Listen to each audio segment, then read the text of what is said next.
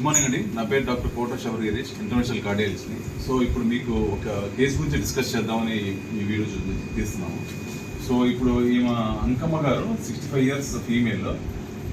తను like 2 days back severe heart అటాక్తో present అయ్యారు మన దగ్గరికి. సో దానికి మనం ఇంజెక్షన్స్ ఇచ్చి ఫస్ట్ పేషెంట్ని స్టెబిలైజ్ చేసిన తర్వాత యాంజియోకి తీసుకున్నాము.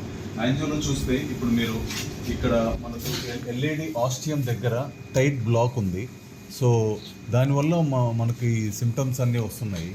సో దానికి మనం ఏం చేసామంటే వైర్ పాస్ చేసి తర్వాత స్టెంట్, ఇది స్టెంట్ అండి, 2 points దగ్గర మధ్యలో ఉంది కదా, అది స్టెంట్ పెట్టి ప్లేస్ చేసి ఇది స్టెంట్ డిప్లాయ్ చేసాం. డిప్లాయ్ చేసిన తర్వాత మళ్ళీ స్టెంట్ వెడల్పు కావడానికి మళ్ళీ బెలూన్స్ వాడి స్టెంట్ని అపోజ్ చేసాం వెజల్ వాల్కి. దాని తర్వాత మనకు వచ్చిన ఫైనల్ రిజల్ట్ ఇదండి.